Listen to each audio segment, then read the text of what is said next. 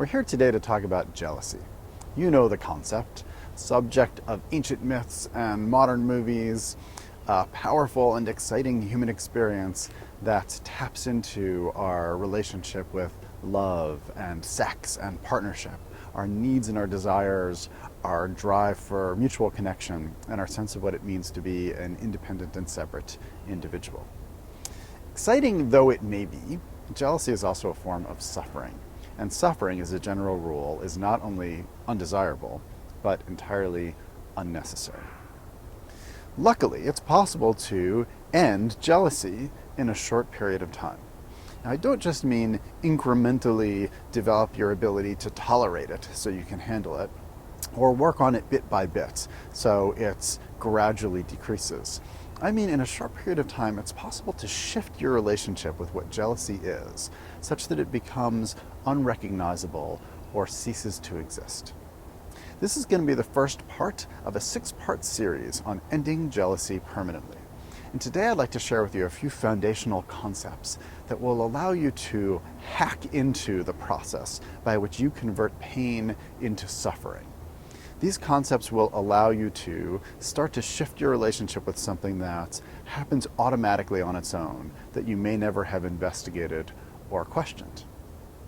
The first of these concepts is that we organize our experience. No matter what's happening, you are doing the job of actively organizing your experience of it. So, for instance, if you walk in on two people who are having an entrenched argument with each other, how you experience what's happening depends on a number of things. Let's say, for instance, that you're affiliated with one of those people. You're close with them and you're able to see the other person as an adversary. Well, you'll probably take one person's side. You'll see things from that person's perspective, because organizing experience partially means that you focus on certain things and not on other things, and that changes the entire experience. But beyond what you focus on and attend to and what you don't attend to, there's a layer of meaning that you apply to what's happening. So the kind of meaning that you might apply could be that the person that you're affiliated with, you want them to win. And an argument is about two people who are both trying to figure out who's right and who's wrong. And so you might be listening for evidence for rightness and wrongness.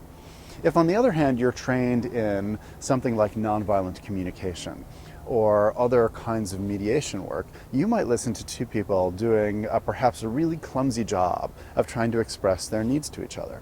And so instead you might listen for the unmet needs that people are grappling to find a way to articulate and express to one another. What you can do in that situation is entirely dependent on how you make sense of the experience, how you organize your relationship to it. If you can hear people's needs, you can help them learn to express them in a clearer way that actually might create a kind of resolution, as opposed to just creating a competition.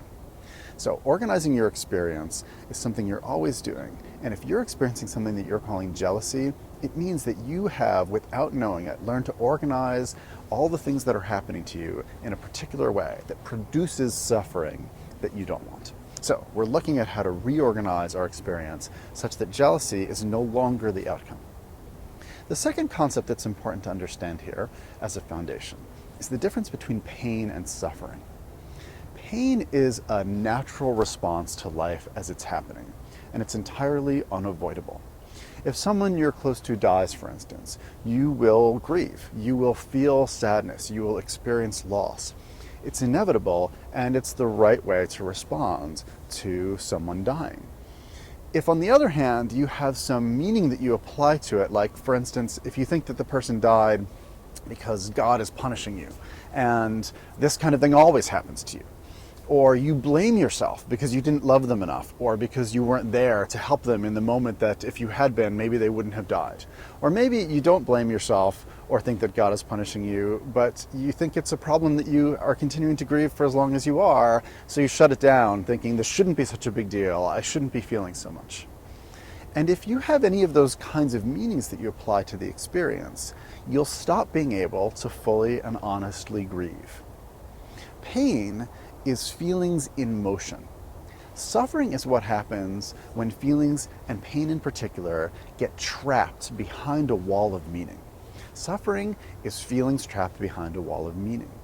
And so figuring out how to get at the meanings that you're creating and dismantle them can allow those feelings to start to flow again, to move, so that you can get to the end of, for instance, a grieving process and have something like healing or growth happen on the other side.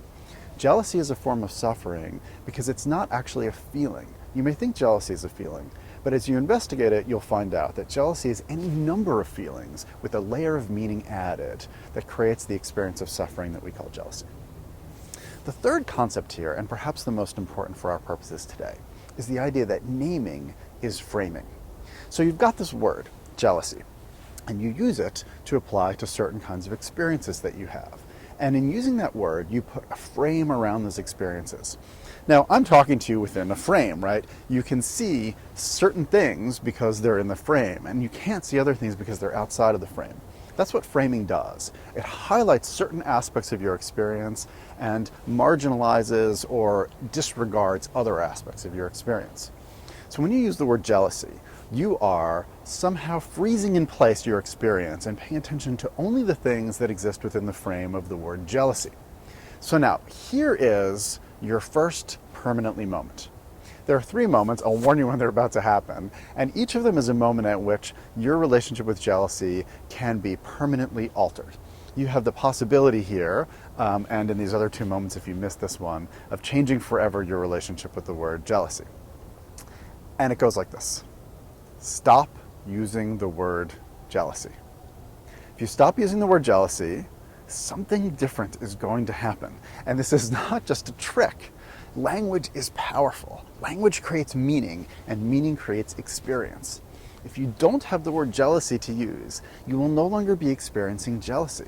Something else will happen. In particular, you'll be required to start to really pay attention to what's going on when you remove the frame from the experience. What's actually happening? And it turns out that you can't really do much with jealousy. It's kind of a stuck experience. But all the things that are happening when you take the cap off and remove the frame and look at what's going on underneath, you can do something with all of that.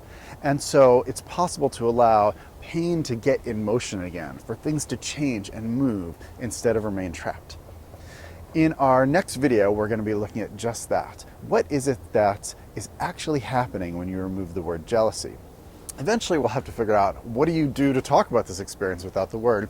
It's like, remember when the musician Prince decided to change his name to this cool little squiggly symbol, but nobody could pronounce that symbol, so he just became the artist formerly known as Prince? It was just a replacement name. It's just another name.